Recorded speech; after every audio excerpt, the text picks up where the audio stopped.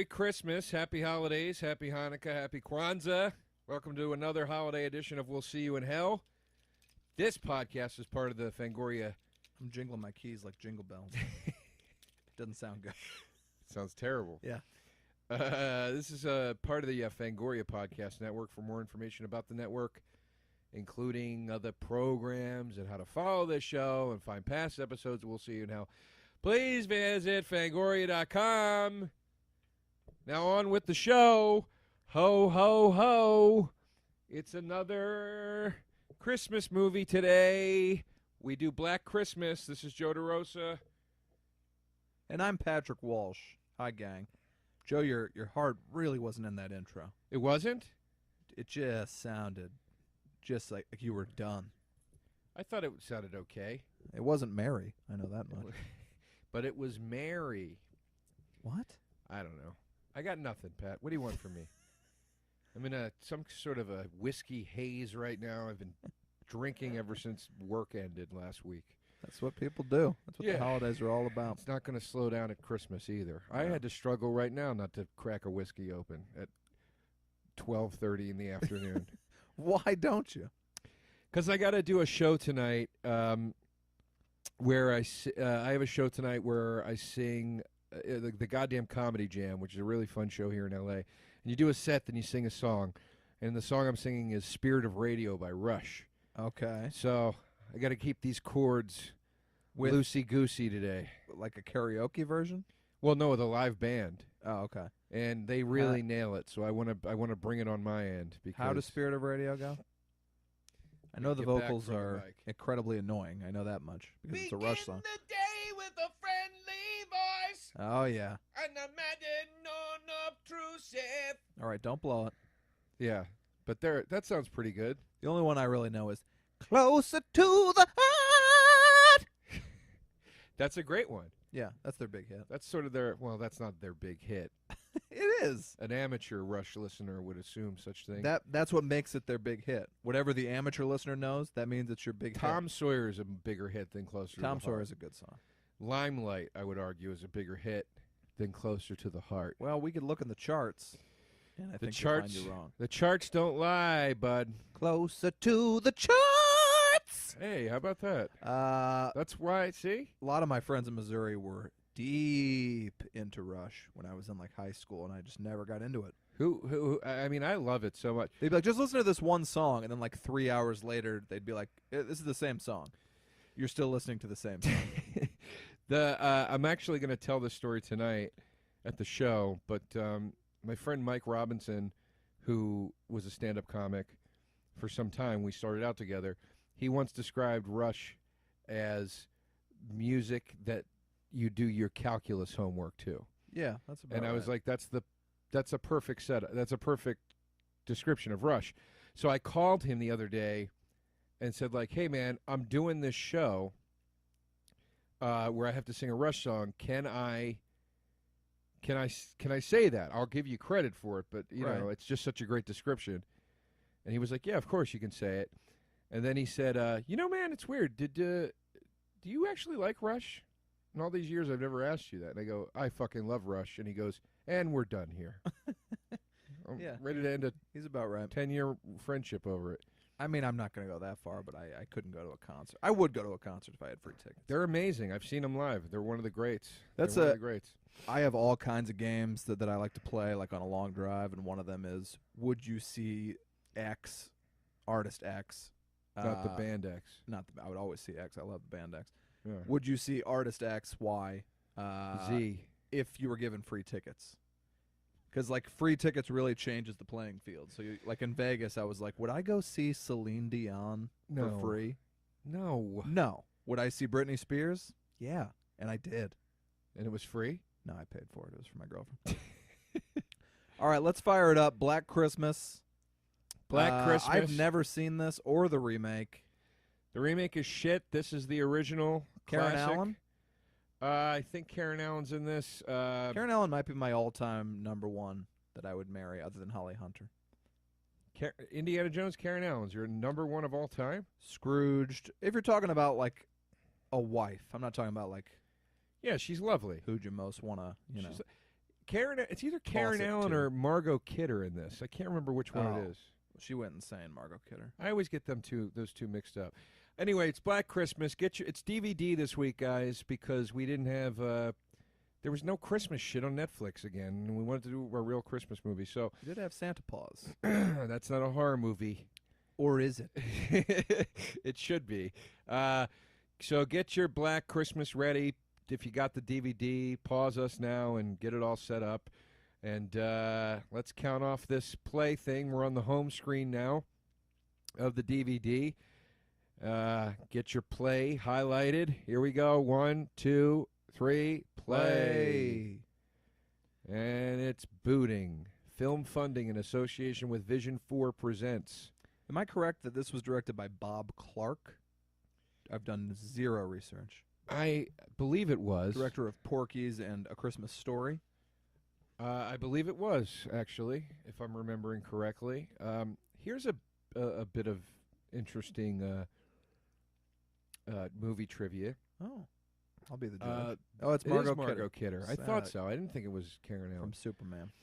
The star of this film, whose name they just showed, and now I already forget it. Oh, Andrea Martin from SCTV. I like that. Yeah, she's in this. And she's hilarious. Yeah, and I never John Saxon. There you go. Okay. Nightmare on Elm Street fame.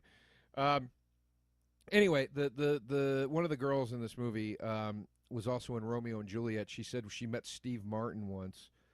He said, "You're in one of my favorite movies of all time." She thought he was going to say Romeo and Juliet. He said Black Christmas. Really? Yeah. I mean, it's a quality film. This is not a cheesy hack and slash goofy Christmas film. This is a dark slasher movie that just happens to take place at Christmas. I Bob wish I Clark. wasn't watching it with you yammering in my ear. Well, maybe if you took this podcast more seriously, you would have watched it before. Well, we were supposed to be doing Jack Frost, which I have seen and would have been very well versed in, but we don't have it. Jack Frost, not the Michael Keaton version, which is just as bad as the horror version. It's just terrible. Just as frightening. Yeah, it's really, really an awful movie. Michael Keaton dies and comes back to life as a snowman, and then it's like Mrs. Doubtfire, but with a snowman. Right. They were like, Mrs. Doubtfire wasn't quite unbelievable enough. Let's push it a little further. Now, is there a scene where Michael Keaton has to run back and forth between being Michael Keaton and dressing up as a snowman? Yes. Like in Mrs. Doubtfire? Yeah. And he throws a piece of charcoal at the back of Pierce Brosnan's head. He does? Because it was a run by coaling. Oh, that's right. A run by fruiting. Yeah, Is that what's... Mrs. Doubtfire, I don't know. Maybe it's just because I saw it when I was 13, but I watch it now and I'm like, yeah, this is still great. But I don't know if it is. Have never liked it. Like if it came out today and I went to see it, I just don't know. I never liked the film. I was about 15 when it came out. Yeah. I don't agree with people that it's hilarious. I don't agree with people that it's a classic. I mean, it's a classic by money standards and popularity standards. It's got some laughs. I believe the writer of it follows me on Twitter. Not a fan. Well, I mean, I don't know what else he wrote. I might be a fan of him. She's a woman, Joe. Interesting. You know? Interesting that you couldn't wrap your mind around a woman writing a screenplay. Oh, it's a woman. Yeah. Is it, or is it, is the question. And she was at that 100 Greatest Comedies, or 100 Funniest Movies, because it was on there. You didn't jump on that bit? I didn't hear you. You said she's a woman who wrote Mrs. Doubtfire. I said, or is she? Or is she? Okay, Come on. All right. I was telling Joe in the horror version of Jack Frost, which I somehow saw when there's Gene Shalit, somehow saw when I was 13 years old. The snowman, and this is not a joke, rapes a woman with a carrot. Right. And when he takes the carrot out of her, it is steaming. Yeah, I like that a lot. Not the rape part. The steaming part is funny to me. I mean, can you imagine being on set for that? Now, I believe the director and writer were going for a social commentary on the Bill Clinton Lewinsky cigar scandal at that could point. be. There's a lot of political commentary in Jack Frost. Is Jack Frost a comedy? Like a dark... Is it supposed to be silly? No, it's part of that. It was like a string of holiday-themed horror movies that had like holograms on the cover. Uncle Sam Wants You Dead. Yeah, that's one of my favorite tagline ever, probably. Jack Frost. They did a That's series. Uncle of them. Sam. We talked about that during Maniac Cop. It's the same director. We did. Also, before I forget, for you, we'll see you in Hell Heads. My buddy Jeremy Murley, a lifelong friend, texted me this morning, and he listened to the Gremlins episode, and he said he believes that him and I saw the Choose Your Own Adventure movie together with Christopher Lloyd, and he says that it was film converted to video. They played it on a Laserdisc player. They did tabulate the amount of votes that each one got, and that's what selected the next chapter that you would watch on the Laserdisc. So I thought that if anyone cared, not a single person asked me about it, and I thought maybe a lot of people would remember this, and I guess no one did. But that's what he said. I'm glad you brought it up again, because I don't have – it's not yet out of my system doing the impression of Christopher Lloyd telling the audience he needs their help. Yeah. I want to do more of that. Yeah. Now we need everybody to come together. The story's in your hands.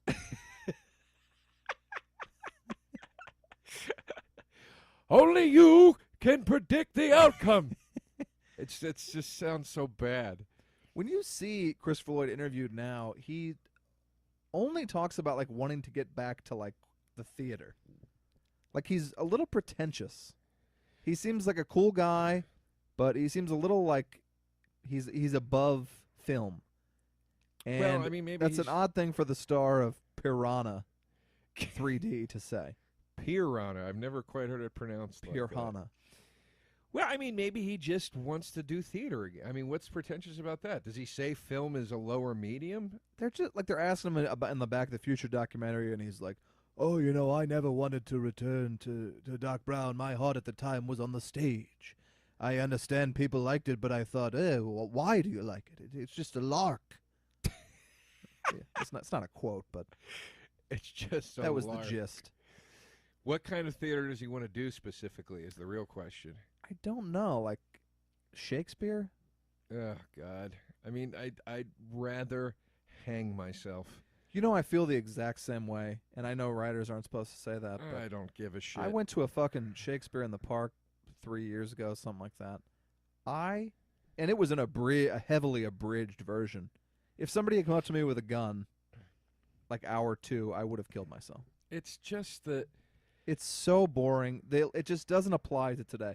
Yes, the story tools are still used, and yes, that's great. It's very innovative. It doesn't mean I got to sit there and listen to this shit. And the people with the smug laughs. Oh, go fuck yourself. Go fuck yourself. Like, hey, everyone, I get what's being said. I understand these words that you don't.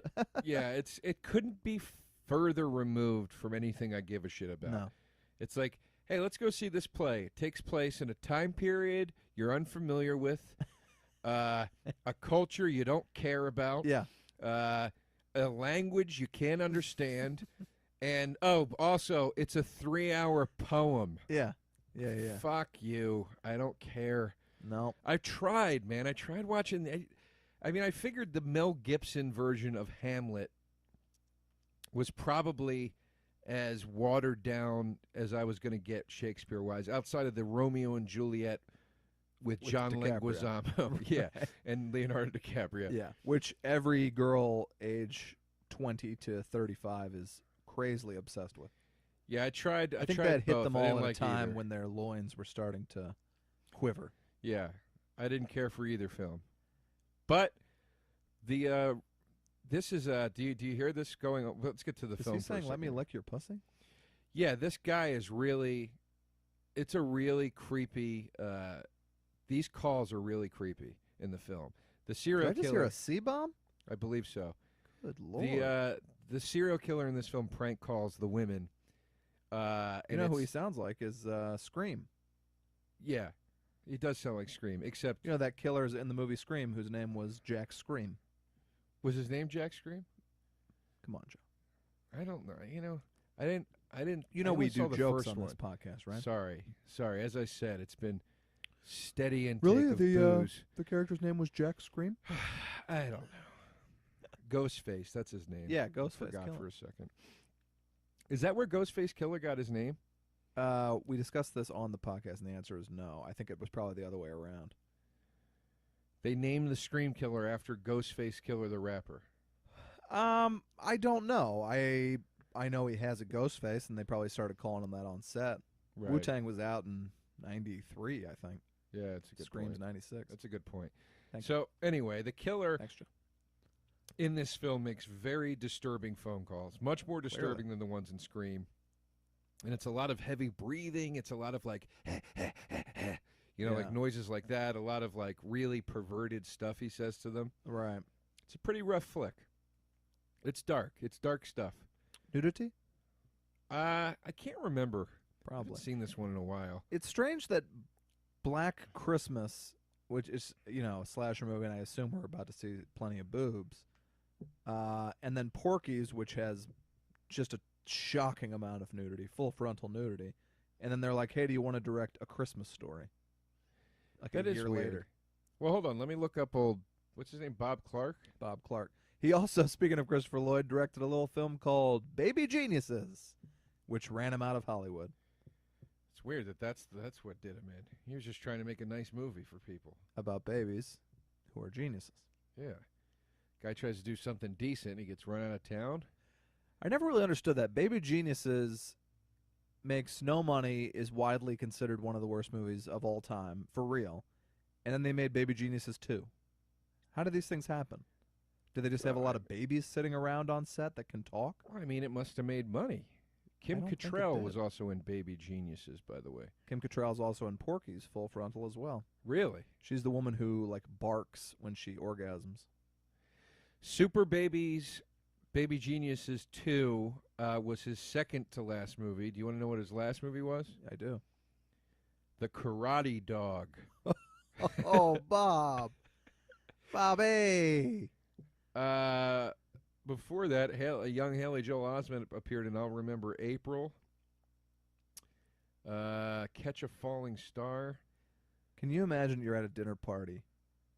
I assume Bob Clark has some nice friends, well-to-do friends. I'm like, Bob, what are you working on, buddy? Currently directing The Karate Dog. Like, come on. Well, He didn't deserve that. He's a good director. He directed From the Hip with Judd Nelson. Ooh, that's not a good movie either. Loose Cannons, Hackman and Aykroyd. Saw it. Was it Gene Hackman and Dan Aykroyd were in a movie together. was Folks. it bad? It's not good. Oh Ooh. boy. Rhinestone. Oh, this guy. He did Porky's 2 also, right? He did Porky's 2 the next day Right. after A Christmas Story. Same year, it looks like. Rhinestone is Dolly Parton, Sly Stallone. Yeah. Oh, Death Dream. I actually own this movie, and I haven't watched it yet. It just seems like he could have been a little choosier, Yeah, but I remember I bought Death Dream right after I saw Black Christmas, and said I'm game to see what else this guy did, and that's as far as I got. I didn't keep scrolling up Yeah. to see all the other things. It's weird now that movie, and I think the same thing about Jeremiah Chichik, who was a commercial director whose first movie was National Lampoon's Christmas Vacation. Bob Clark directs Christmas Story. These movies now are like everyone's favorite Christmas movie. Every home is watching them at least once every single year. How do they not get back in the movie game? Well, Bob Clark died. So that's why he's not back in the game. Yeah, he died in 2007, unfortunately. And old Chichik, he did Benny and June, and I don't know if he ever directed again. I loved Benny and June when I was a kid. What's Benny and June about again? I always mix that up with Gilbert Grape. It's John Depp. You might know him as Johnny. Right. And Mary Stuart Masterson. And he's like a disturbed... It's a very weird premise. Or she's disturbed, and he's obsessed with Charlie Chaplin. I remember I that. don't know why I like the movie so much, but I remember it being a really good romantic comedy. And what's the one you mix it up with? What's Eating Gilbert Grape. Oh, well, that's my favorite book and a fantastic movie. But Johnny Depp's also in And that. with Juliette Lewis, who was at For some reason, I My think Home. I always picture Johnny Depp with Leonardo DiCaprio doing that roll thing, the Chaplin roll dance. Yeah. But that's not. It's No. the other movie.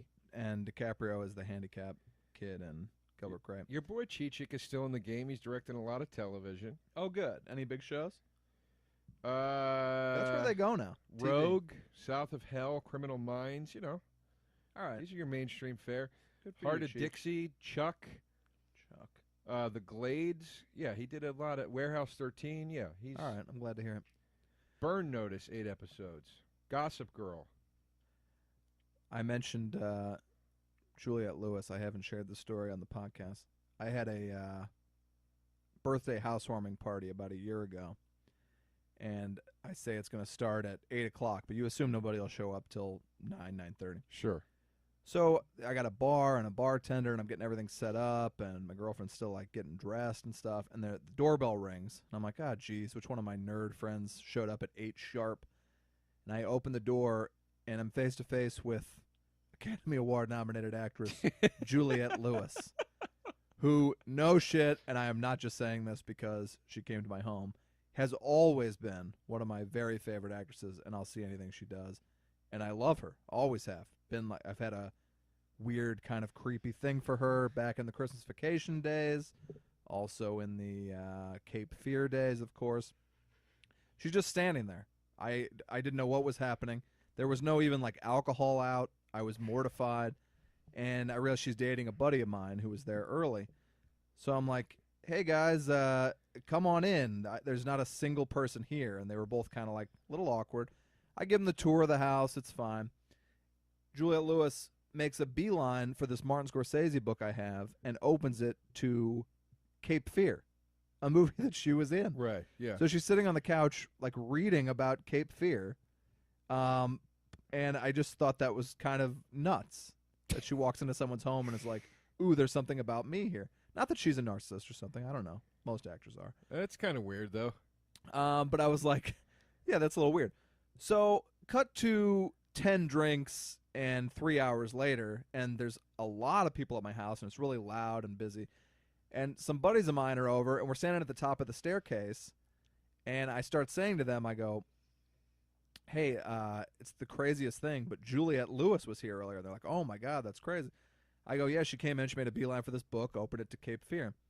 And they all kind of laugh. And I was like, can you believe that? Walks right in and opens it to a movie she was in. And then coming from a bathroom downstairs, where I didn't think anyone was, is Juliette Lewis.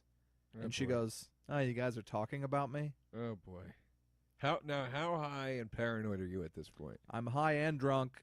I tell you, it was really rough. And my friends kind of laughed. And here was my cover, which I think went over. But I said, no, I wasn't talking about you. And then it kind of hung in the air like, well, who the hell else would you be talking about? And I said, no, John here, my friend John. Right.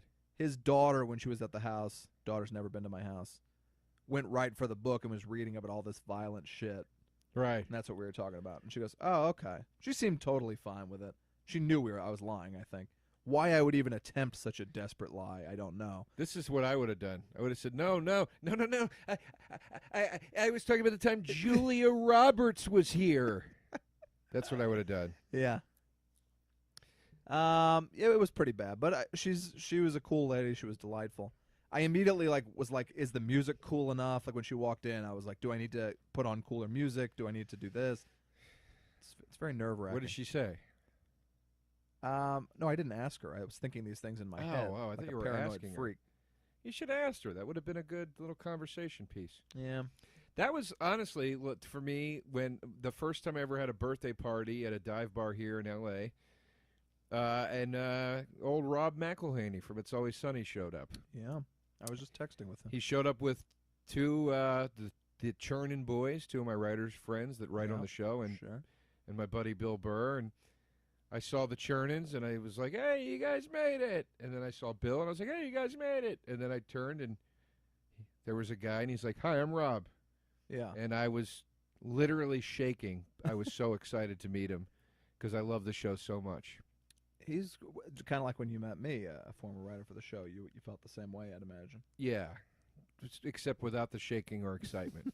Well, he's very different. I mean, like he'll look you right in the eye. He gives you a firm handshake. That's always a real kind of trigger for me. And it makes me very uncomfortable. If I may say so, exquisitely handsome man in real life. Sure. Well, he looks like handsome Haley Joel Osment. Yeah, he's a good-looking kid. Yeah.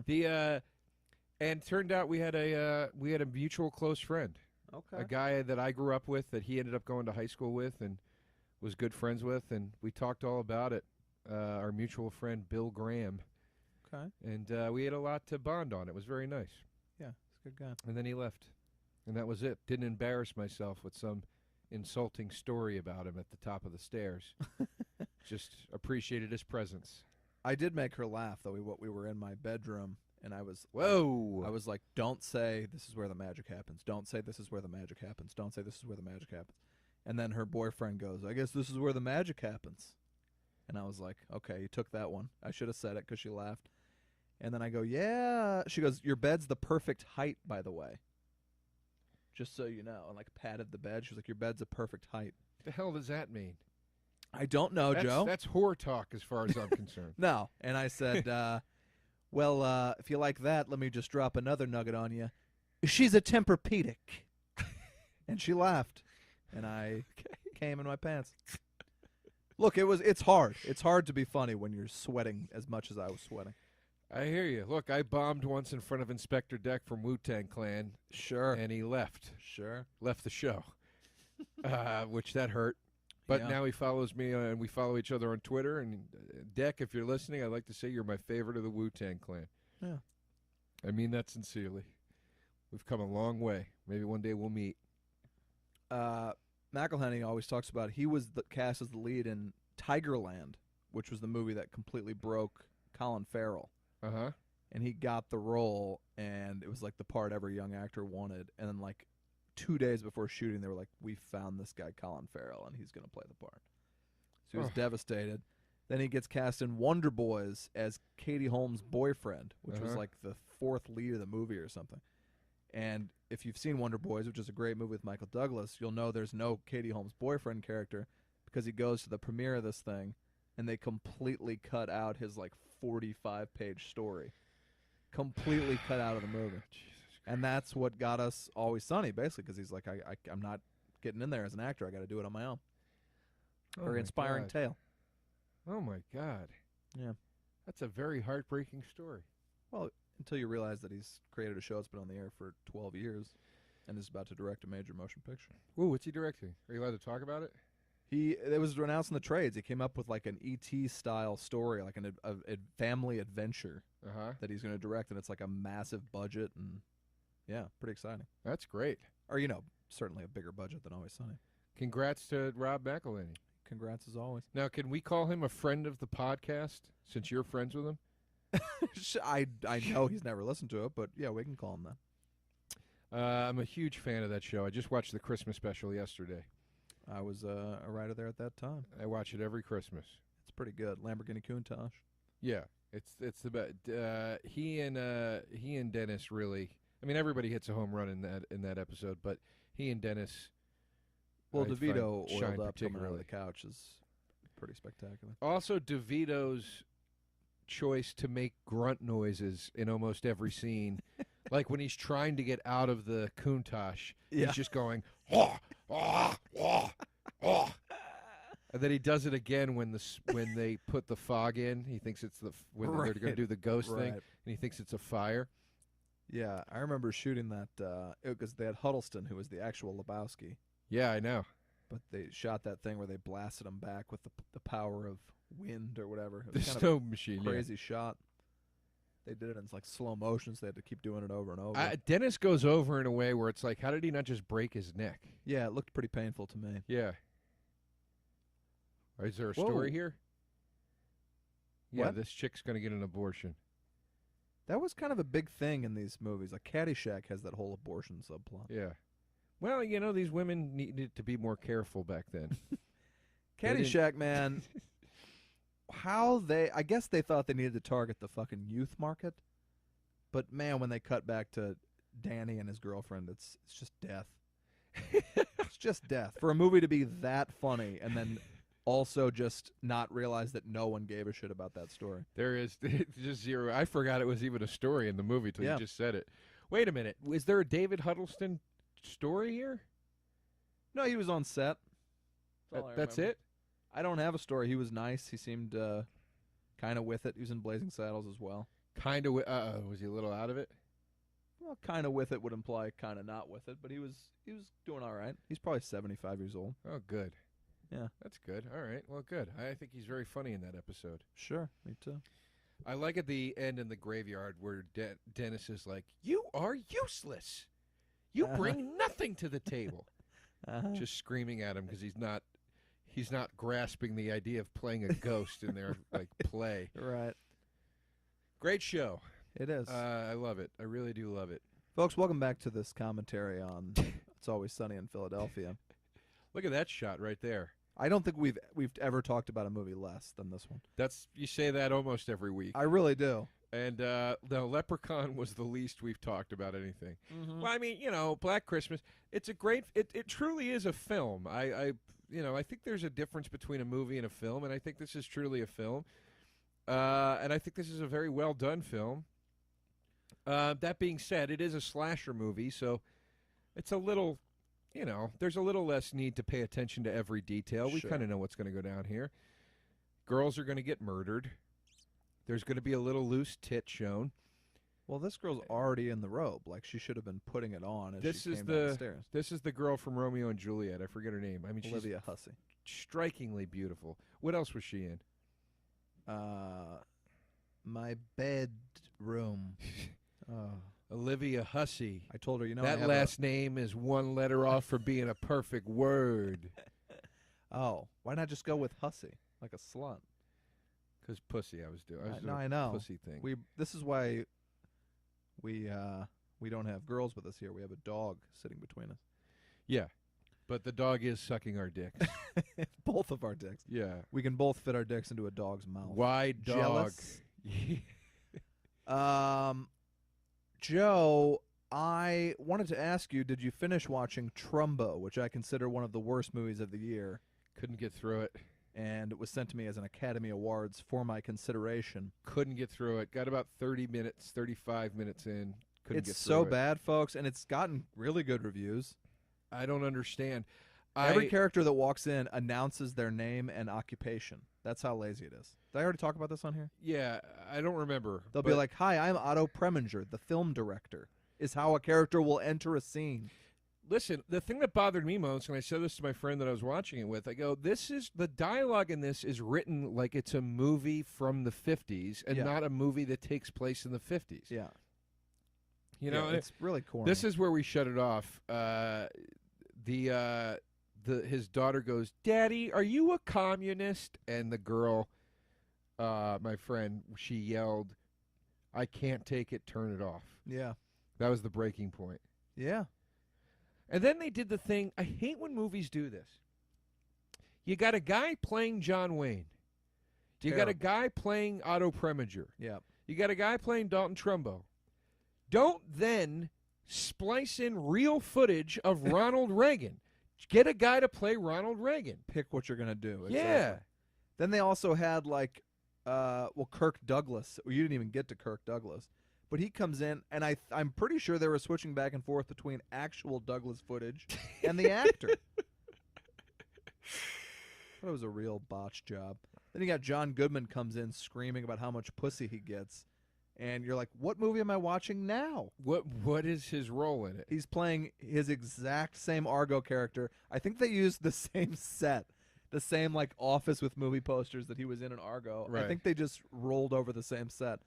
And he is playing, that's the one part I liked, actually. He plays like a Roger Corman type who hires Trumbo, and he's like, "Look, man, if you can make as many movies as you want for us as long as they're cheap."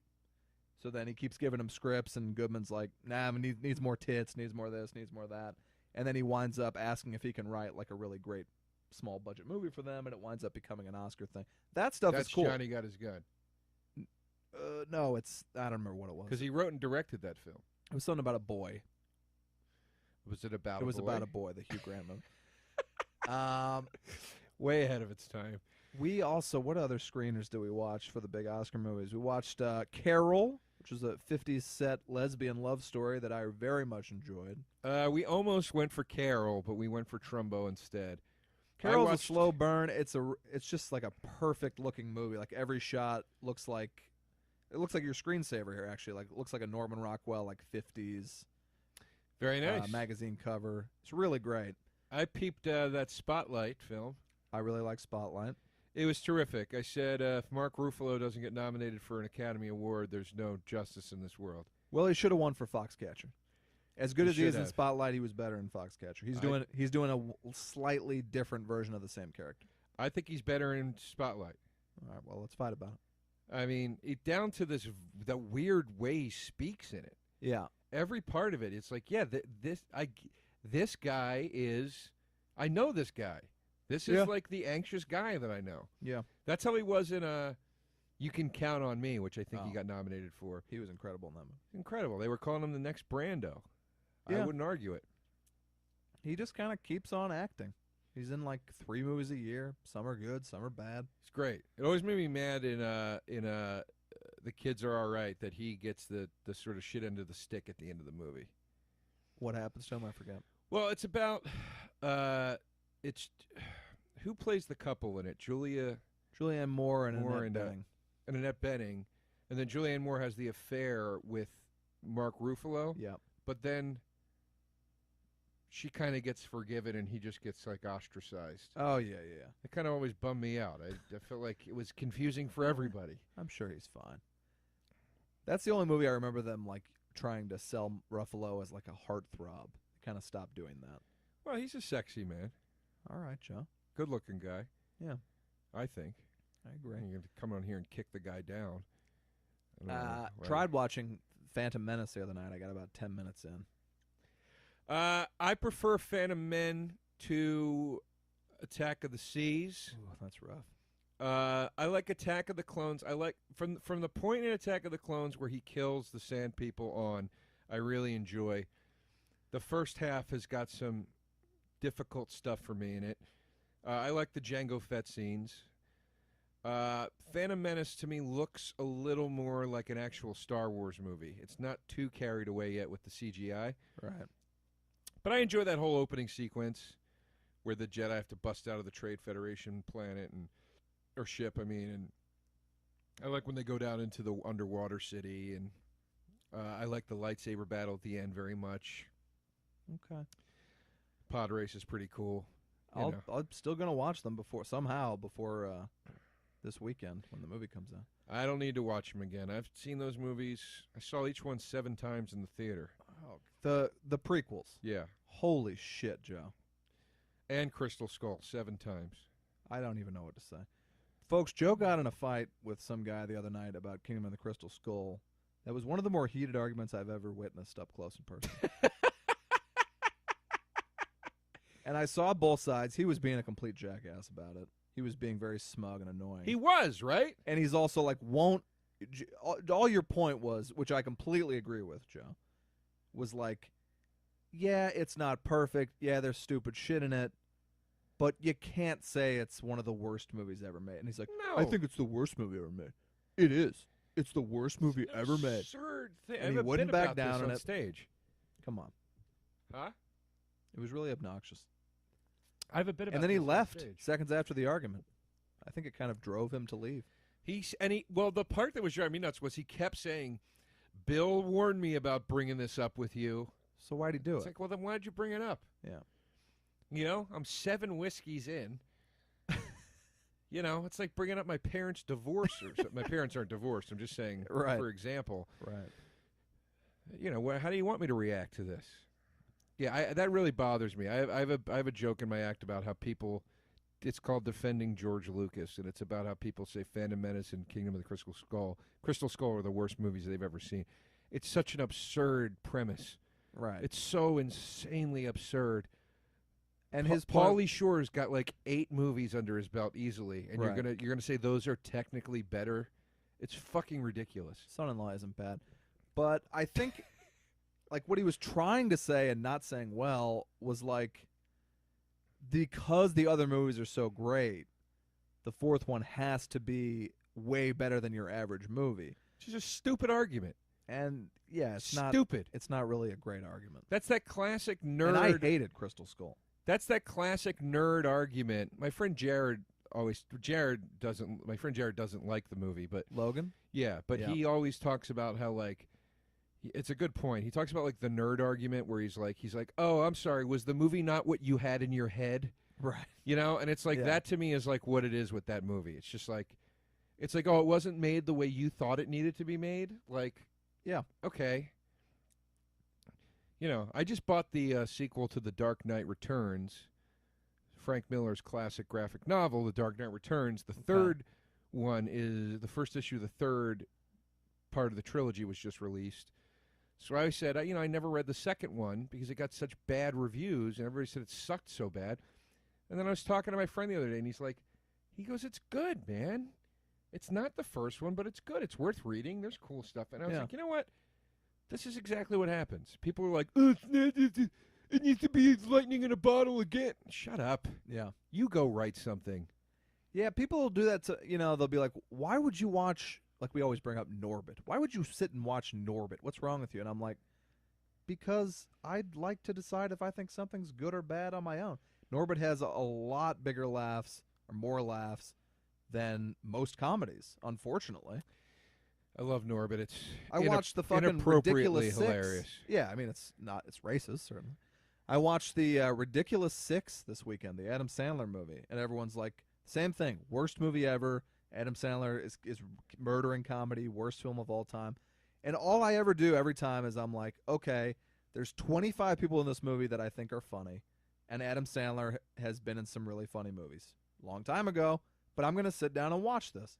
It's got Norm Macdonald. It's got Nick Nolte. It's got David Spade. How's my man Norm Macdonald? It's got Steve Zahn. It's got Will Forte. It's got John Turturro. How's Norm Macdonald? Steve Buscemi. Is he funny? Norm has 2 lines, unfortunately. How's Will Forte funny? Buscemi's really funny. Will Forte's really funny. Swarsden's funny in it. Okay, I love Swartz. I'm not slapping my knee, folks, and it's 2 hours, which was way too long.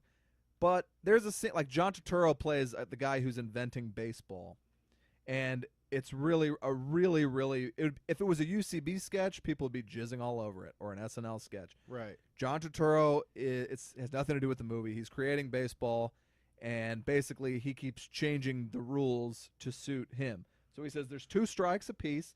So then Sandler pitches and he gets 2 by him. Turturro's like, all right, just 1 more pitch then? He goes, no, you said it was 2 strikes. He goes, I didn't. I invented the game, and I said it's 3 strikes. And he just keeps changing the rules. So he's like, he'll steal a base. And they're like, but you said you can't run unless the ball's hit. And he's like, unless you're stealing a base. And he just keeps changing the rules. And that scene I was laughing, and it's a really, really funny scene. And that's how you have to look at it. There's terrible stuff in it. There's a donkey who sprays projectile diarrhea out of his ass 4 or 5 times in the movie. Okay. That joke maybe isn't for you. That joke's for your kids. Kids like Adam Sandler, too. Right. And kids are going to die at a donkey spraying diarrhea out of any his kid ass. that didn't, I wouldn't trust him. Yeah, exactly. I wouldn't trust him. Now, here's one issue I did have with it, and people are claiming it's a little racist. There's a little dodgy stuff in it. Most notably, Rob Schneider in light brown face is playing a Mexican character who mentions several times throughout the movie that he dreams of someday finding a taco tree. That's a little problematic. Now, folks, nobody steps in and says that's not a good idea. However, on the whole, am I glad I watched it? I don't even know. I'm not glad I spent 2 hours on it. All I'm saying is I'm trying to make the point that is not the worst movie of all time, folks. You can't say that. And there are worse comedies that come out every day. Also, this argument of any one person is able to ruin comedy. Yeah, exactly. It's an absurd statement. You're ruining comedy more by saying things like that than a comic you don't like doing something they think is funny. It's also, like I read more tweets about how shitty Ridiculous 6 looks than I did tweets about any of the great movies that are coming out. And none of these people have seen the movie. So that's all I'm saying. If I'm going to make a joke about something, I'd like to have seen it, and then I can confidently say it's really terrible. I got really mad at when the Clone Wars movie came out, the cartoon one. I saw it like opening morning. I walked down to the theater in Manhattan and watched it. And I was coming out of the theater, and there was a girl there from like a YouTube thing. And she was like, did you just see the Clone Wars? And I was like, yeah. And she's like, can I interview you about it? And I said, yeah. And she's like, okay, how bad did it suck? Now, come on. And I go, did you see it yet? And she's like, no, of course not. And I was like, so you're going to sit out here, you're going to interview people about a movie that sucks that you never saw? And I go, no, it's fucking cool. You're like, bye. I was a real cunt to her. Yeah, anyway. It's people. just, and look, I like making jokes too. Yeah, I mean, these people. Everything can't be the worst or the best, folks. It just can't. And everything's not genius, and everything's not brilliant. You got to learn what these words mean and start using them appropriately. Yeah. Worst, best, brilliant, genius. The word amazing needs to be retired. Amazing. Well, now everyone speaks like these clickbait articles. Like, they got to have a really strong opinion so that you'll keep listening to them or something. But saying something was the best or worst, there really can only be one of those. So don't say that. I agree. Pat, am I disagreeing? You're not. Am I saying no? You're not. I'm telling you the truth, right? You're telling me the truth. Well, that's what the hell I'm talking about now.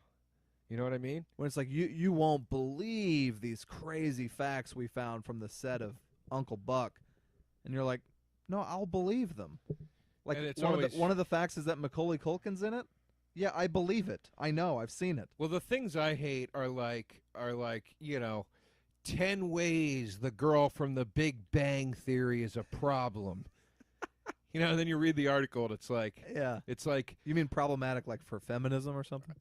Just in general. Yeah, was like a thing I read, and it was literally like, she sent her boyfriend to drug rehab, even though she apparently drinks wine occasionally. Hypocritical. It's literally shit like that. Why are they attacking her?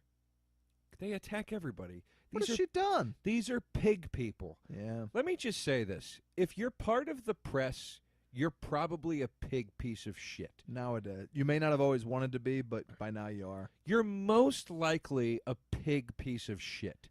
That's why Spotlight, that was sort of my favorite part of it, is showing you kind of the last gasp of like true quality journalism, because there's no place for it anymore. They might exist, but those people have been excised because they're not willing to dance for the monkey. We just had a great death on screen, just to mention did. something about this movie in over a 40-minute period. Husky lady just got a hook through the mouth. Yeah. Yanked her up into the ceiling. Husky lady. That's a nice eulogy for her, Joe. Well, what are you going to say? I just want them to know who we're talking about. Right. That's something that always bugs me, too. Like, you have to say somebody's characteristics if you're going to know who they are. That was a big thing on Curb all the time. It'd be like, this fat lady, and then it's like, whoa, whoa, whoa. So what are you supposed to say? What do you mean it was a big thing on Curb? He always had issues with that, too. If there's 19 people in a room and one of them is fat, how are you going to single that person out? Right. Yeah. It always bothers me. I never know what to say. I always just feel trapped. Oh, the lady over in the blue dress? Yeah. The lady over there in the blue dress? It was always something I appreciated about. I remember my friend Ture used to do a joke about it. He would say black people aren't. He was a black comic. He is a black comic.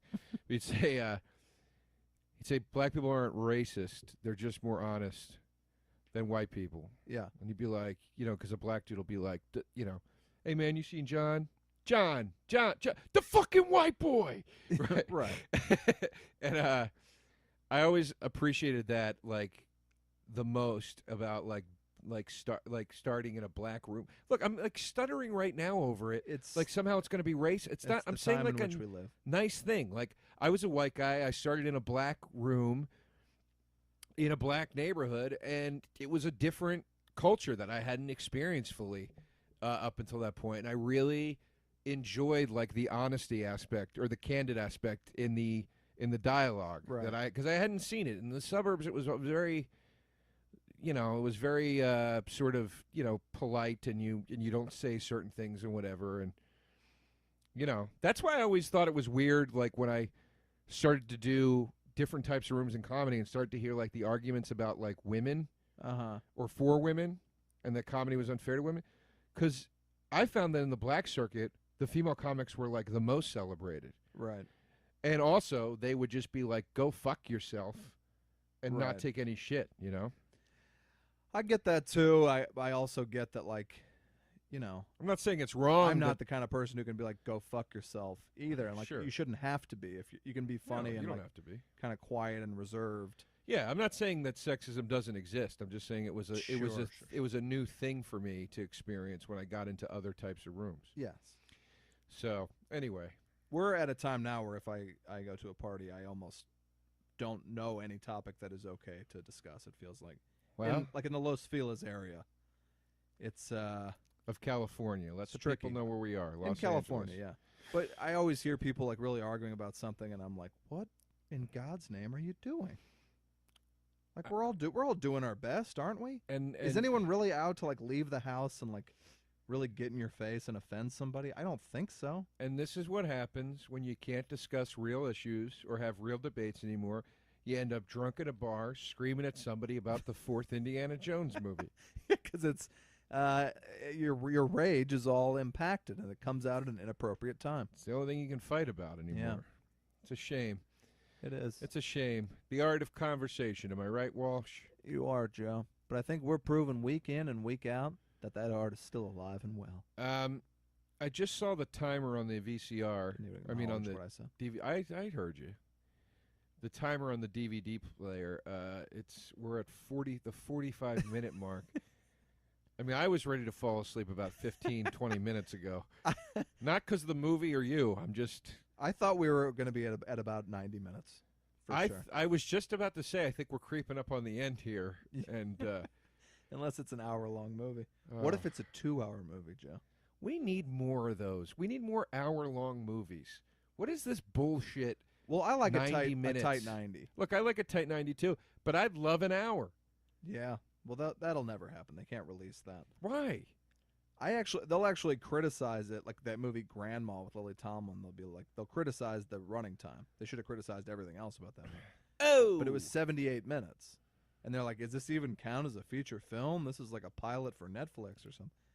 It's like, well, okay, but movies. No one ever said a movie has to be 2 hours. I don't know that I could have gone much deeper than 78 minutes with it. Oh, I hated it, but I didn't hate it. I just was like. I watched. I felt like outside of Lily Tomlin, I was like, nothing about the movie intrigued me. Yeah, and comedies, And I liked Sam. What's his face? Too. Oh, Sam Elliott. Sam Elliott. So that's what started our Sam Elliott impression. I forgot. Give me a kiss. That's all he wanted. Yeah. And then that's right, because we started the food thing because he goes, I just made some corn. Yeah. You want some corn? Isn't that odd? What I don't. I liked it. I liked it too, nice but like touch. What?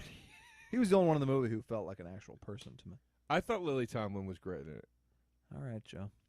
I'm not going to sit here and disparage an American institution. I love her. I thought she was annoying as hell in that movie. Well, I think that's kind of the point.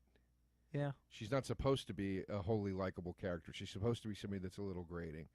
I liked when she was dripping the coffee on the floor, saying, "There's your fucking drip coffee, asshole." Yeah, you actually told me about that scene going in, and I hated it. You did? I just hated it. I don't know what to tell you. This guy, by the way, in Black Christmas, is this not Frank Oz? It's not Frank Oz. It's got an Oz quality. It looks like Frank Oz. By the way, never saw Andrea Martin so bangable in my life. Really? I would say this is the least attractive she's ever looked. I think she looks super cute, like alternate chick. Bangable, I guess that was a sort of condescending thing to say. It wasn't great. But SCTV is my favorite. I like when she plays like the wild dancing woman. On SCTV? Yeah. Yeah. She looks sexy when she does that. For my money, I'll tell you, what's her face? On SCTV. I mean, that's Catherine O'Hara. It's as good as it gets. No question. No question. Could you imagine dating Catherine O'Hara back then? And her being that fucking beautiful and that funny? I can't. My former boss Dave Thomas, who was on SCTV, kind of dated her, and I think she kind of dated, not to imply she was sleeping around, but I think she kind of dated a lot of the people involved with SCTV, and they all just, like Martin Short, and then they were all just like, I love her. Like no one had anything negative to say about her. How could you? Had a great time. How could you? She puts them back, I know that much. Does she? Yeah. Really? I love her as the mom in Home Alone. I had the exact same hair as the mom in Home Alone when I was 10 years old. A big swoop. She's a gorgeous woman in that. But Beetlejuice, I always found her. Oh, sure. Terribly attractive. Sure. And I like that she's like kind of demeaning in Beetlejuice. That turns me on. She's a snotty art lady. Yeah. I like that. I think her best acting role, though, is in For Your Consideration.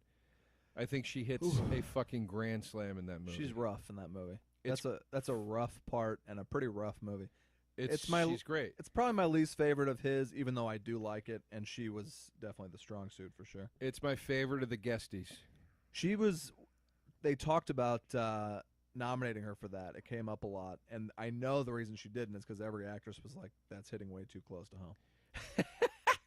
I couldn't believe she didn't get nominated. She was fucking great in that movie. I can't believe Levy didn't get nominated for Mighty Wind.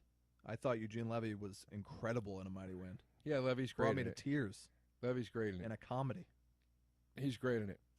That Mitch, when they're singing to each other, and yeah, it's rough. He's still in love with her, and they have to do the kiss. Yeah, it's brutal.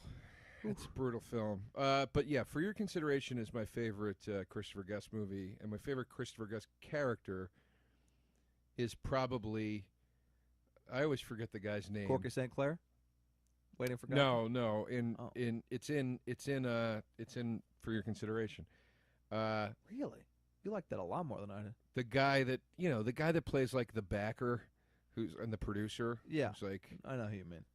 It wasn't the apple in the tree, but the pear on the ground caused the trouble. I mean, that guy is so fucking amazing. Yeah. He's actually close tie for first place.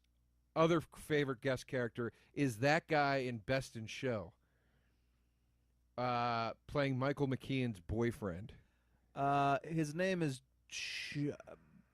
John something. Michael Lynch. Something. David Michael Higgins is his name. Yeah. He is super funny. Yeah. He's funny in The Breakup also. He's great in The Breakup. He's great in everything. Yeah. My favorite part in Best in Show is when he's at the deli counter and he says, "Give me that pepperoni stick. I just want to hold it." Yeah, he's incredibly funny in Best in Show. Yeah. For me, the funniest is Guffman, and for me, the best is Mighty Wind. Personally.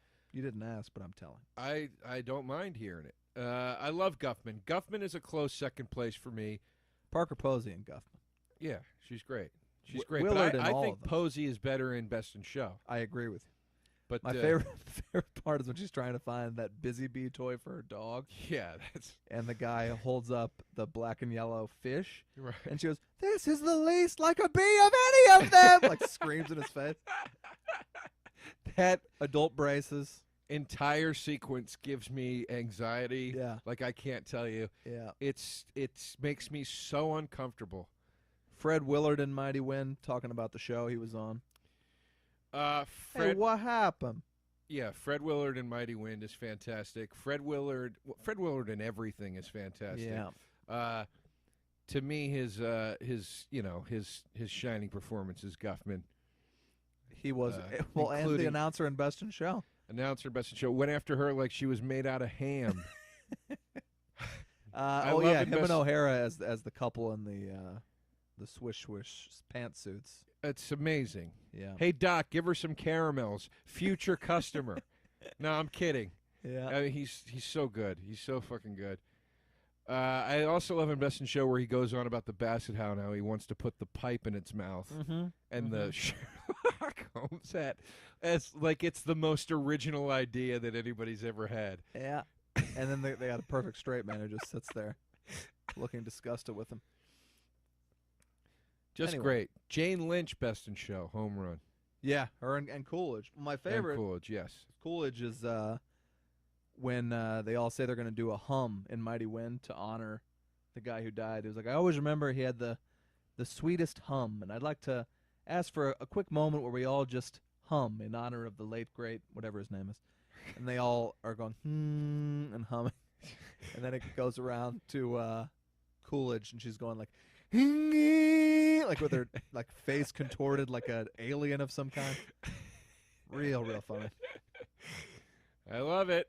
I love it. Coolidge in for your consideration, similar to her character on Broke Girls. Am I wrong? You're not wrong. Yeah, that very same party with Juliette Lewis about 1:45 in the morning. I'm like, well, it's about time to start winding down. And into the party comes Jennifer Coolidge. She said she was going to take off. I said, no, please stay. Yeah.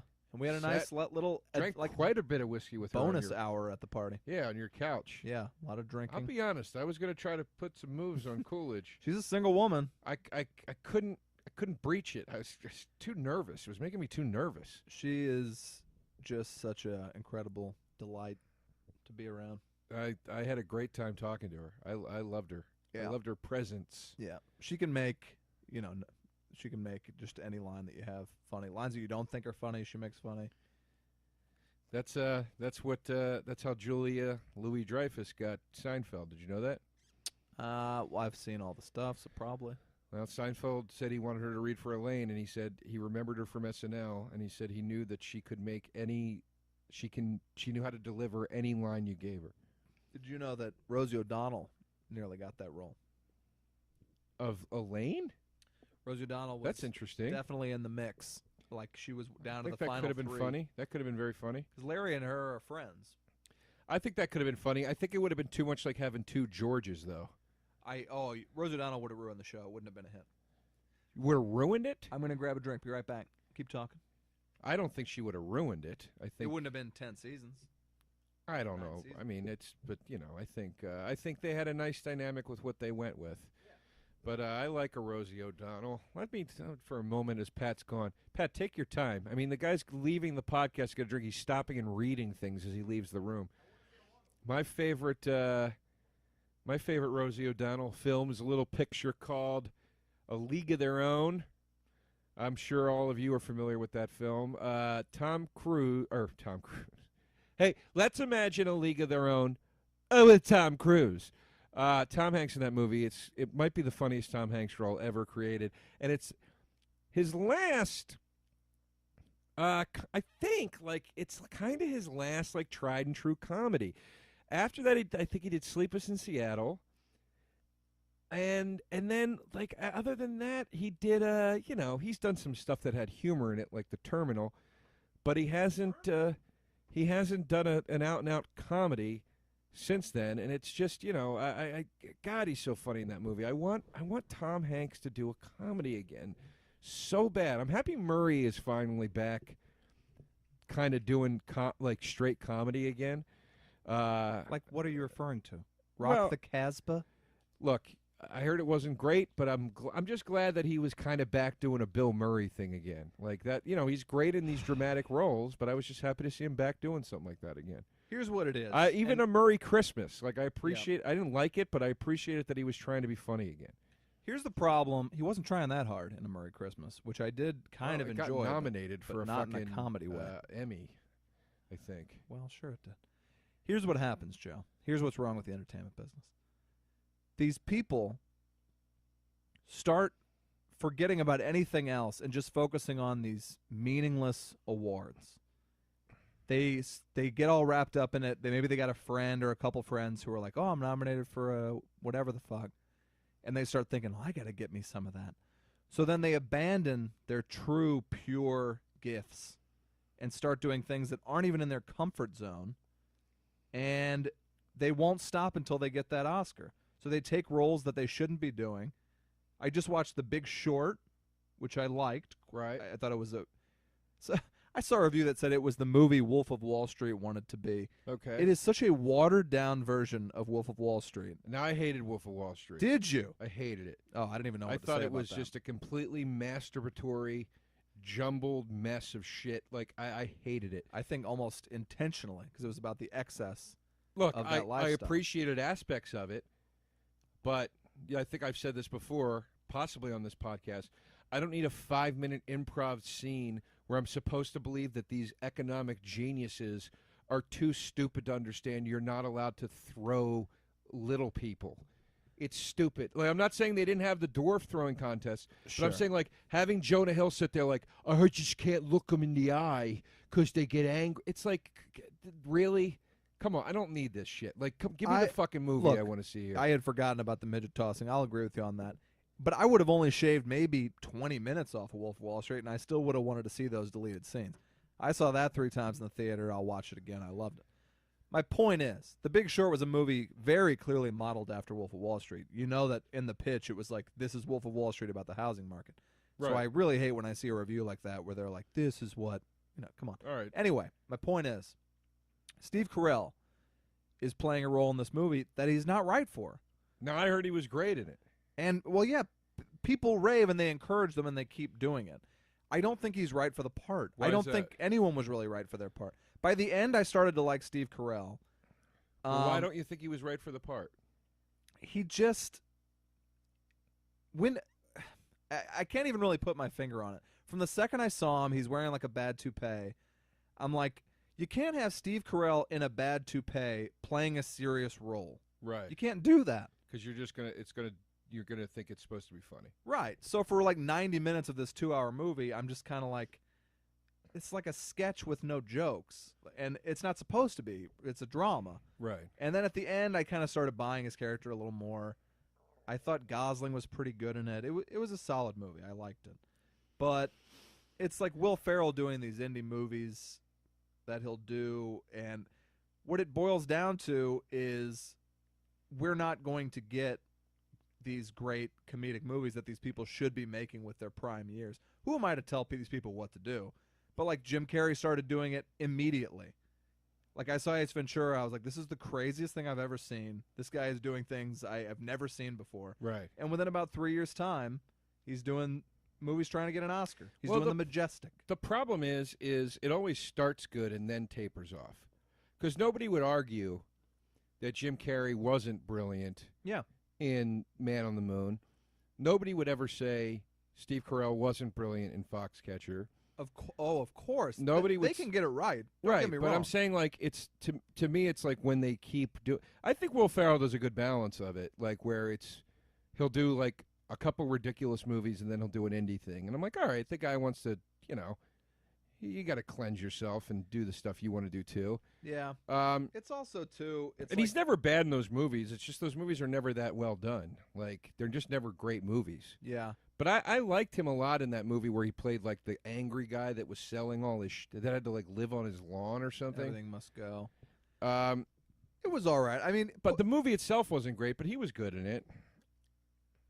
he's fine. I just find myself wishing he'd be funny. And by the way, I wish he'd be funnier in the comedies I go see him in these days too. All it really is what we were talking about with Crystal Skull. You want these movies to be better than they are, and they're not, and it makes you sad. Well, and he's you been- look for reasons. You he's go been see pretty- Get Hard, and it's like, Yeah. Well, again, that's just a bad movie. Yeah. But that's like I was really bummed at that one with him and Wahlberg that's coming out. What's it called, Dads or something, yeah, or Stepdad or something? Dad. In any case, or Daddy's Home. I'll see it. I was Doesn't look great. It doesn't, and I think The Other Guys is one of the funniest films ever committed to celluloid. I could not disagree more. You're out of your fucking mind. I was so excited to see that. That was when he was still in the pocket. You're out of your fucking I didn't mind. think it was funny at all. I'd I'm like- argue that it might be the funniest Will Ferrell movie. Well, yeah, I'll walk out of this podcast. You, I'll never do it again. I don't even understand how you couldn't think it was Keaton, Ferrell, everybody hits Coogan. It's like home runs across You're the talking board. about, except from Wahlberg, you're talking about some of my favorite comedic people. Keaton, Right. Farrell, Coogan. I didn't think anything was funny. I'll watch it again. I'll try it again.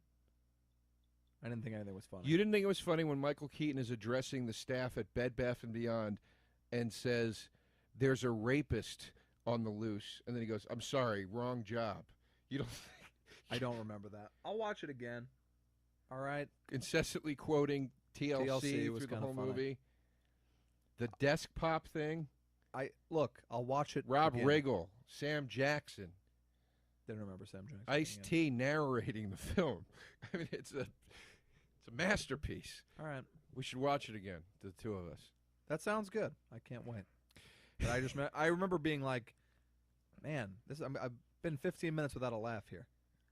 That might have been a case where my expectations were just too high. I was laughing hysterically almost from the beginning of the film. I think my problem is, because I realized as I was talking, I'm a little angrier about this than I even realized. But, like, Anchorman and Step Brothers, I've never laughed harder. And it's almost like when you take a drug and then you're chasing that high again. So when I go see a Get Hard or whatever else, it's not just like, that movie sucked. I'm chasing those laughs that, like, blew my mind apart. Like Step Brothers, I was drunk. Saw it at like a midnight show. Me and my buddy were like scream laughing. Yeah, Step Brothers is hilarious. Like you know what's funny out. is I didn't think it was going to be funny when I saw the trailers. Yeah. I was like, this looks okay. And then when I saw it, I was just like, oh my God. It's honestly just madness. Yeah, I mean, the scene still, Will Ferrell's reaction when Mary Steenburgen's like, you guys need to get jobs. When he just starts screaming, this is fucking bullshit. Yeah. I mean, it's such unbridled rage. Richard Jenkins, who I love. Richard Jenkins should get nominated, speaking of these worthless awards, for Bone Tomahawk, which is a great, disturbing horror movie that we should do for this podcast, maybe.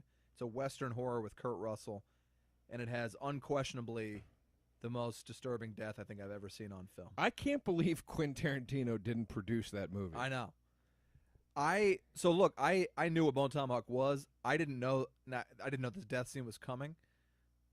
When this happens, and like you know the guy's gonna die here, but you just don't know what's going on. I'm sitting there watching it, kind of head in hand, like I'm enjoying myself. This was one of the most unsettling things I've ever seen in my life, and I immediately like searched the internet, and there's like 8 million tweets of people like, "Holy fuck, just got to this scene in Bone Tomahawk." Like it messes people up. It's really hard to watch this one scene. Now, is it because of what you see or what's implied? I mean, you see it. You definitely see it. Really? And then Patton Oswalt was tweeting. He did a live tweet of the whole movie, and he said he looked away, and he's like he wished he hadn't because what he was hearing was worse because the sounds are pretty graphic.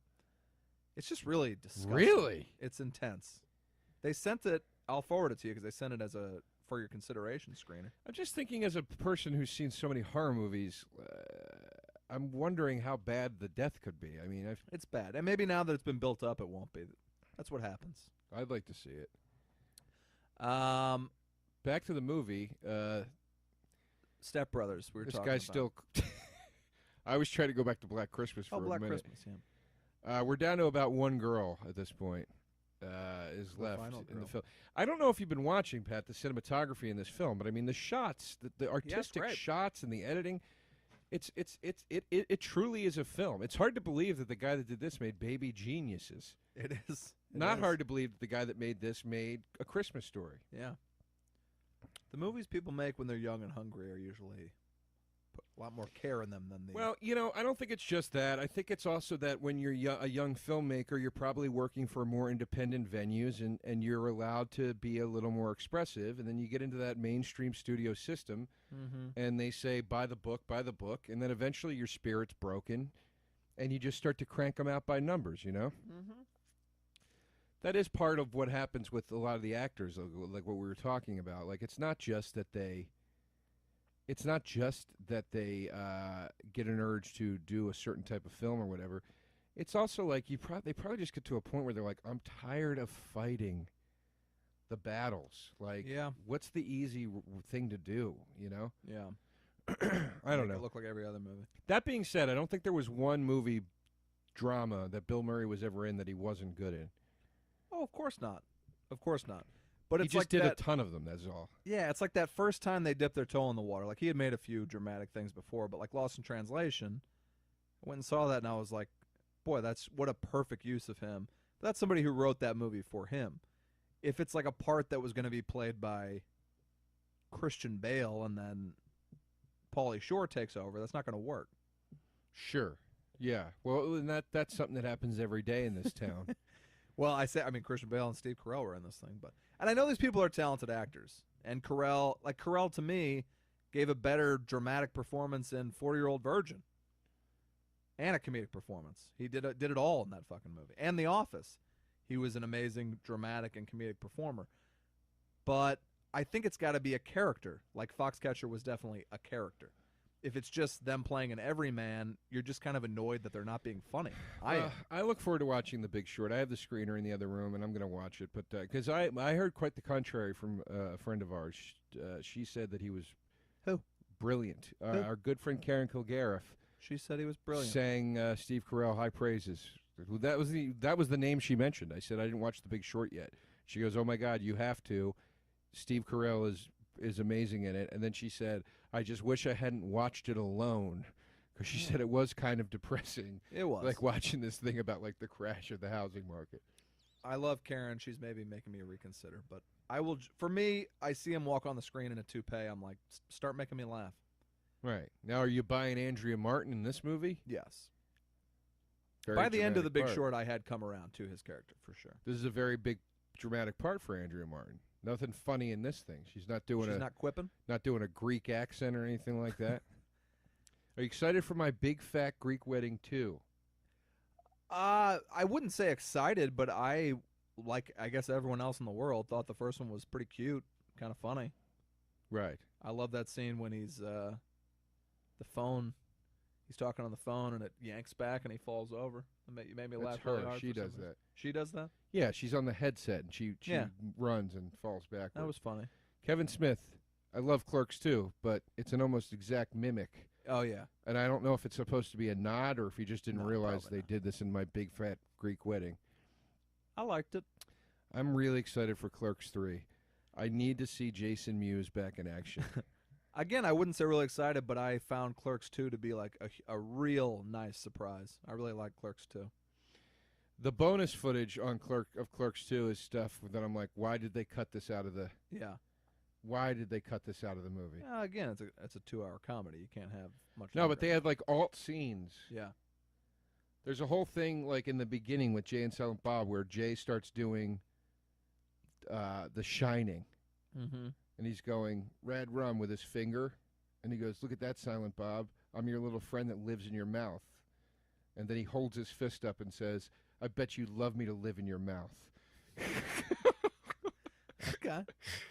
It was a lot like the first one, where he's Right. like telling Silent Bob he's going to suck his dick, and then he calls him a queer immediately. Right. It's just funny. Yeah. It's a crazy way to behave with another man. Yeah. I believe that those characters are gay deep down. Oh, sure. Do you believe that? Sure. Where is Clerks 3? What is the deal? What is it about? Kevin Smith has referred to it as the empire of the Clerks franchise. Okay. Apparently it's pretty epic. Apparently it's pretty dark.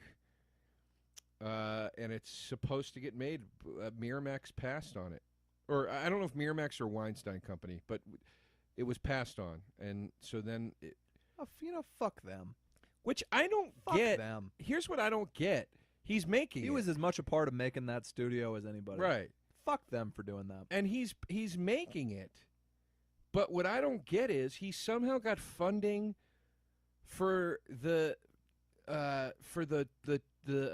Tusk trilogy and Mallrats 2. They're not doing a Tusk trilogy, are they? They're doing 2 more movies with the Johnny Depp character. I'm excited That about can't it. be true. It's absolutely true. They just finished shooting the one. But everyone hated the Johnny Depp character. Apparently not. I love the Johnny Depp That's character. madness. So he doesn't care anymore, Johnny Depp. Here's my point, is they're doing 3 movies in that series, and then Mallrats 2 is like shooting already. Is that all the same characters still hanging at They're the mall? all coming back. It's called Mall Brats. Well- I think it's going to be about them bringing their kids to the mall. Affleck? I wouldn't be surprised. I think Mallrats is pretty fucking funny. I love Mallrats, but it's called Mall Brats. My theory is it's going to be the characters from the original bringing their kids to the mall, and there being some kind of conflict with shitty mall kids. But Jay and Silent Bob, of course, will still just be hanging out at the mall. Right. Okay. But how did that get funding before Clerks 3? Well, I guess they can point to Clerks 2 not doing very well, but they can also point to Mallrats not doing very well in his prime. No. It was his follow-up. I don't know. This crazy mixed-up world we live in. I'm now scared that I quoted the joke where Jay says queer in You're fine. I almost called it talk show. You're fine. in Clerks. Couldn't remember the name Clerks. Thought it was called Talk Show for a second. Now, a quick little subject, going back to Step Brothers for 1 second. Tom Sharpling, who I love and listen to his podcast every week, 3 hours, the best show. I don't know why I keep promoting it on here. But he was talking about scenes in movies that make him and only him cry. And it was kind of an interesting conversation topic, but he said when Pee-wee, who is deathly afraid of snakes, goes back into the pet shop, he saves all the animals, and then he Right. goes back into the pet shop to save the snakes and runs out holding them screaming. It makes him, like, break down and sob every time, which I thought was kind of fascinating. And then he said at the end of Step Brothers, when Will Ferrell is singing that song, Right. he said he sobs every time, and, like, his wife came in and caught him sobbing. And That's an odd thing to sob at. I mean, it's it supposed is to be a beautiful absurd. song. Yeah, but it's supposed to be absurd. There is a lot of, like, kind of sadness and anger undercurrent in Step Brothers, and maybe that's bringing it out of him, but I was like, those are really weird choices, and I was trying to think if I had any like that. You know what part makes me a little misty? Oh, I And hope you'll tell us. in Old School, Okay. after the funeral, when his wife says she wants the divorce, and Will Ferrell goes, "Keep on trucking," and walks away. I used to argue with people about that, where they would be like, "That's hilarious," and I was like, "That's not supposed to be funny. Yeah. That's supposed to be a guy that like doesn't know how to express himself, Yes. quoting a cheesy song. Like he doesn't know what to say." Yeah. When those movies, which I think especially the McKay ones and the early Scott Armstrong, sorry. When they Who the hell is Jesus Scott Christ, what am I Armstrong? trying to say? Scott Armstrong co-wrote them, Old School and Hangover and all that shit. Todd Phillips, Jesus Christ. Who I always mix up with Todd Salons. Don't make that mistake at the video store. They all have I think, a very smart, dark undercurrent to them, kind of treating these characters not as heroes but as kind of pathetic. And Well, there's the great deleted that moment I scene. completely agree with. There's the great deleted scene from Old School, which is very edgy, and I'm surprised that. I mean, I think it's probably not in the movie for that reason, but there's the scene where it's on the bonus features where Luke Wilson goes to Vince Vaughn's store and he's in a panic because he's fucked his boss's daughter, and he's like, "She's in high school. I could go to jail." And Vince Vaughn says, "For what? Being awesome." It's a really edgy joke, and that's dark. I thought that was in the movie, but maybe it's not. No, there's a similar joke in The Breakup, I think, Okay. where Vince Vaughn's younger brother in that is Yeah. like the real coxman guy. Yes. He's like the real pussy hound. Right. And he goes, "You're going to get arrested." And the guy goes, "Arrested for what, babe? Being awesome?" I think that's in The Breakup, I'm pretty sure. They just moved it over. I would say, although Royal Tenenbaums is a movie with a lot of darkness and drama and sadness in it, but I kind of embarrassed myself crying at Royal Tenenbaums in high school, and Ben Stiller just says one quick line. Like the suicide attempt, nothing made me cry in the entire movie. And then at the end, Hackman goes over to Ben Stiller, and he's like, It's been a rough year, Dad." Just like tosses it away. Yeah, no, It's been that's a rough brutal. year. His wife's dead and everything. I was bawling at that. Well, it's the first time, if I remember correctly, that the Stiller character and the Hackman character show vulnerability. Yeah, and it's like the understatement of the year. It's been a rough year. Yeah, it's Love that stuff. yeah, it's brutal. It's brutal. What gets me is always in Grumpy Old Man after Jack Lemmon has the heart attack and Walter Matthau finds him, gets him to the hospital, and then goes in to see him. And they say family or friend, and he doesn't know how to answer it. Yeah, And he starts crying, and he says friend. yeah, Very, very sad. yeah. Had to watch that movie with my folks. Had to get up and pretend to blow my nose. I got I've been wispy there. right now just saying it. I've been there. A guy almost choked me up a little. Yeah, if you sprinkle those moments into a comedy, sometimes they even hit harder. Like, what will never make me cry is when you're just begging me to cry. And the violins are playing and everybody's acting their asses off. That will never make me cry. It's always got to be like a small little toss I'll away. I'll tell you a final scene and something that'll get you right in the gut is that Danny Collins movie. I'm excited to watch it. Final scene. If that doesn't get you, you're not a human being, as far as I'm concerned. All right. I'm excited to see it. As we've discussed about planes, trains, and automobiles prior, Sure. You're not a human if you don't cry at that.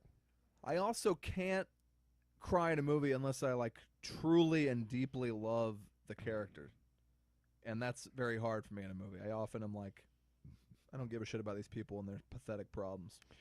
Now, have you ever cried at a horror movie? At a horror movie, I would. Ooh, no, I don't think so. For any reason, any emotion.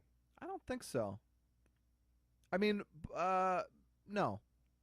Poltergeist, when she's really excited, when she feels her daughter go through her, that may be the closest I've come to.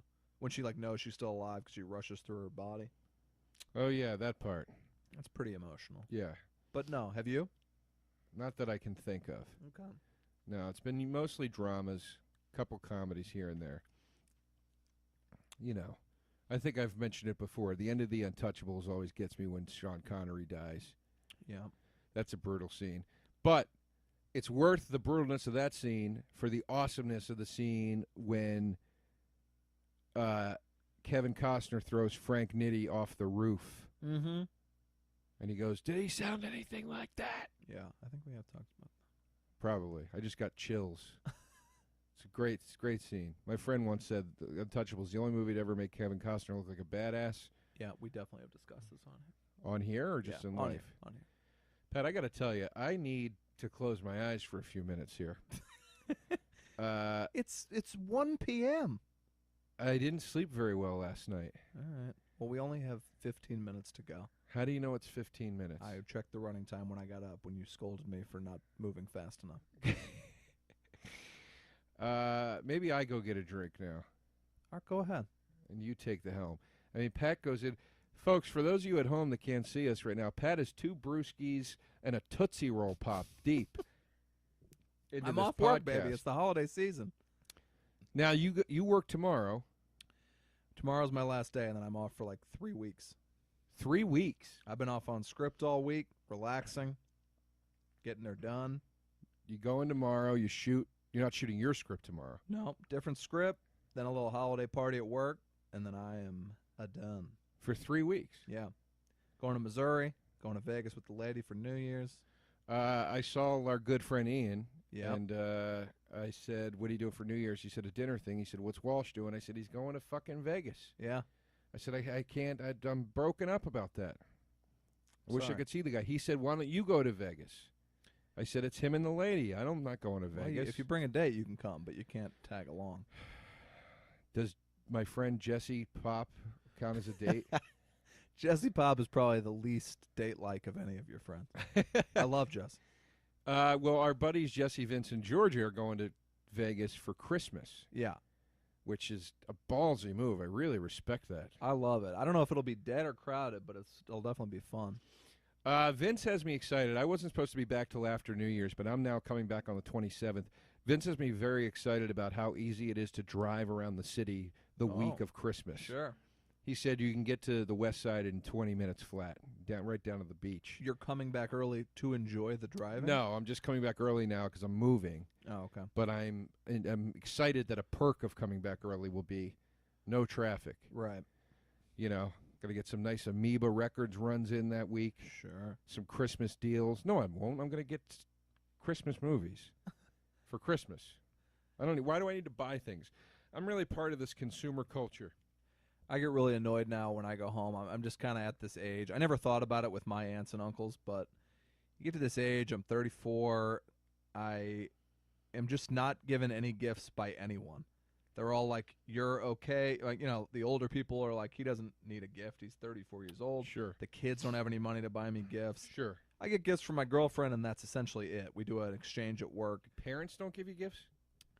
Parents tend to go like cash, or like my dad will give me like a photo album or something. But last year I go home, or maybe it was 2 years ago. So my dad's remarried. So Christmas Eve I got to go over and spend Christmas Eve with my dad, his wife, and all of her children and their family. So it's no one I know at all. And like she's technically my stepmom, and they're technically my step brothers and sisters, I guess. But I'm never there, and I have hung out with them like twice in my life, so they're essentially strangers. And I spend Christmas Eve just like sitting with people I don't know. Nice hope people. They showered you with gifts. Nice people, funny people. Is this where that's going? No, believe it or not, it's not, Joe. Oh, okay. So I'm coming home. They're like, we're going to meet our prodigal son here. And I come home, and they do this giant gift exchange. I bet there's 800 packages in the middle of this floor. And that they go around, and somebody's playing Santa, handing out the gifts. And I don't receive a single gift from anyone. And I'm like, all right, I guess you just kind of got to accept that, you know. So wait, your that's mom fine. bought presents for the stepkids, but not for you? My mom's not there. Your dad. My dad had presents for them. He had probably, sent me a check of her $100, like in a Christmas card. So I'm sitting there and I'm not getting any gifts, but I'm like, that's all right, that's fine. And then out comes a wagon full of gifts for the dogs. A wagon of gifts for the dogs. I was like, well, okay, I guess I see where I stand. Oh, It's God. fine. I truly would not have complained. I would have been like, oh, it's kind of a bummer that everyone's going to unwrap gifts for an hour and a half and I won't have one until I saw the dogs, the haul for the dogs. Oh, I almost God. asked if I could open one for the dogs just to kind of have the little thrill. Jesus Christ. By the end of the night, I was 6 eggnogs deep fighting one of the golden retrievers for a bone. Now, do you get drunk on a night like that, or do you keep it clean? I can't. I'm not really allowed to with my dad is a little weird about drinking. He just told me he celebrated 30 years sober this weekend. Congratulations. I'm sure he's not listening to it. But, I don't. The past few years, my sister and I will definitely go to a bar down the street and slam a couple before we head in. I can't believe just before you head in and you don't go back to the bar later. No, I mean, look, I could pocket a whiskey or something in my pocket. It's just kind of like you don't want to go up and like hug your new stepmom who you see once a year and your breath reeks of whiskey or something. No, I'm saying you slam a few before you go in, then you do your time, and then you go back to the bar with your sister at the end. Oh, kind of close out the night. We just want to get home and get it over with. Also, you have to drive everywhere and snow and ice. Sounds Now, terrible. everyone Christmas. gets real drunk on Christmas Day. My mom's side of the family are big drinkers, so that's great. I never drink with my family. I never feel right doing it. I tell you, I'm glad my dad sobered up, but I wish if he still drank, the stuff we could get off our chest. Me and my mom never had any problems really at all, but now when we connect over like a couple beers or whatever, I find out some things about my childhood that just blow my mind. I'm like, holy shit! Why did you never tell me this? Does your mom give you presents? My mom too is always like, if they give me something big, I have to carry it back in my suitcase. So she's like, I hate to just give you cash, but is that okay? And then they'll give me something nice, usually like a little. My mom and her husband will give me a little something to unwrap. Can I tell you what my mommy and daddy do? Yeah. Go to my Amazon wish list. Oh, Just run right down that thing. that's nice. And then they ship it all to me after. They let That's me great. open it on Christmas Day, and then they ship it all to me. Well, do you have the Amazon wish list just like as a Christmas I list? just make a wish list through the year for things I want that I Okay. eventually buy or don't buy. Right. Come Christmas time, I say, peep the wish list. That's not a bad idea. My mom's gone as far as to say, give me more stuff. Right. There's not enough on here. That's great. Sorry, buddy. It's fine, Joe. No, it's all right. I mostly look forward to seeing my friends, but like I've never had the kind of friends that necessarily give Christmas gifts. For me the gift is you don't have to go buy a gift. Like who wants to run around buying more shit on Christmas? Well, I'm thankful I don't have to do that for everybody in my life, but I exchange gifts with my friend Jim, who you've met. Yeah. And then then he and I and 3 of our other friends have a big, the night before Christmas Eve, have a big party night together. Right. So on that night, we do a Pollyanna thing where You get one. Pollyanna. Not Pollyanna, but you buy for one person. Right. Like a white elephant or... It's just like you every this year I have yeah. this guy and he has this guy and whatever. So that's 2 people, and then I exchange with my manager. That's 3, and then I do my parents. And then my niece and my nephew. It's not crazy. It's just It's enough. I have some friends I do it with. Our work Secret Santa exchange when I first started this job, our bosses were multimillionaires. They'd be like, "So yeah, everyone just get a gift that's like, what do you want to say, $500?" Oh my God! And we did that. The lowest person, the person who, on the lowest person on the ladder, the staff writer on the show, as well as the showrunner, everyone's gift was $500. $500. Yeah. That's It's insane. crazy. This year it's $250. It's gone way down. But like, and then the idea is like, okay, if we're all doing this, y'all better bring in some good fucking gifts because I want it to be like I spent $500 on myself. And for the most part, everybody brought in some really awesome shit. And we did this thing where you could trade you swap the gift if you want somebody else's and stuff like that. Well, what were the gifts? My gift, which was kind of considered the highlight that year, was I had a full bar, every single kind of alcohol you could ever imagine. Bottle of Dom Perignon in there for New Year's Eve. Couple of weed candies in the mix, just like it was a bar, and I wound up getting it myself. I eventually was like, I like my gift better than anyone else's, and I stole it back. And I had a beautiful bar that lasted me the entire year. Wow, that's a good gift. Another year, I got the top 5 books of the year, the top 5 albums of the year, the top 5 DVDs of the year. Right. I like to have a nice little theme. This year I have roughly 24 hours to buy a gift, and I don't have anything yet, so I need to get on it. You know what I would do? What? If it was still the $500 one? PS4, couple of games. People brought game systems in, stuff like that. That's just never... I know I don't need another thing sucking my time, or else I would have definitely taken that. But what about another thing sucking your dick? I could always use that. Man, we have not talked about this movie one bit. And but we're talking about Christmas, and that's fine. This is arguably one of the best movies we've done on the podcast, and we haven't watched it. I just missed who the killer is. I'm going to bring it home and watch it. I think the killer's the guy that bashed his piano earlier. I don't remember the movie that well. I only saw it once. I'm going to watch it. What can you think of that's $250 that I should buy for this exchange? Well, let me think for a second. $250. I'd go get that new Nintendo 3DS that just came out.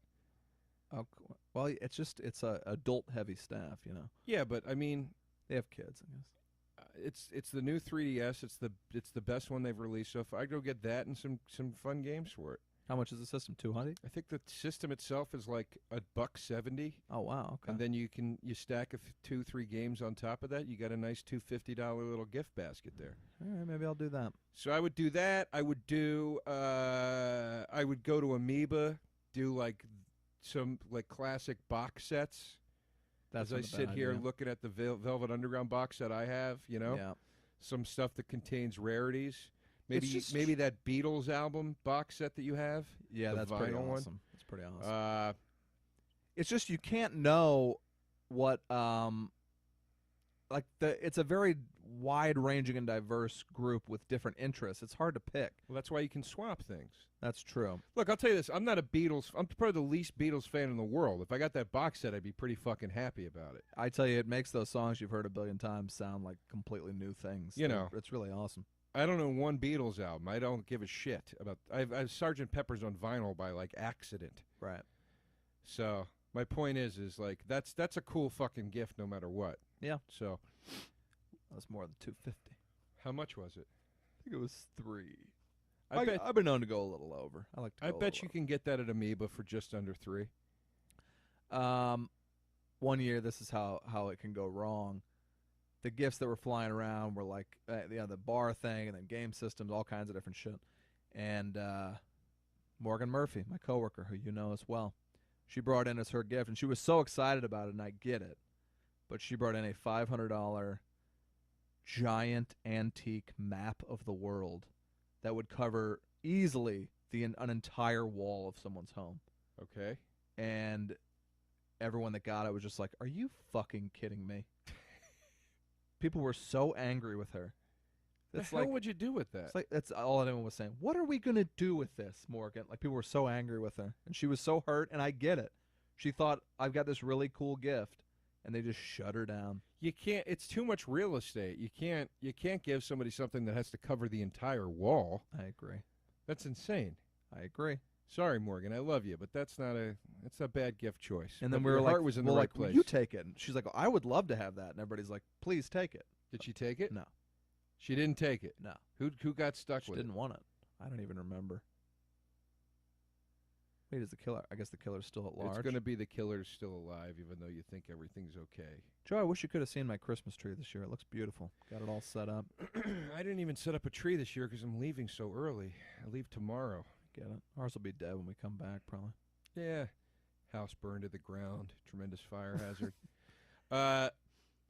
I'm trying to think of another good. I had one more idea for you for your Pollyanna, and I forget what it is already. I've never heard it called a Pollyanna in all my life. Secret Santa, whatever the fuck you want to call it.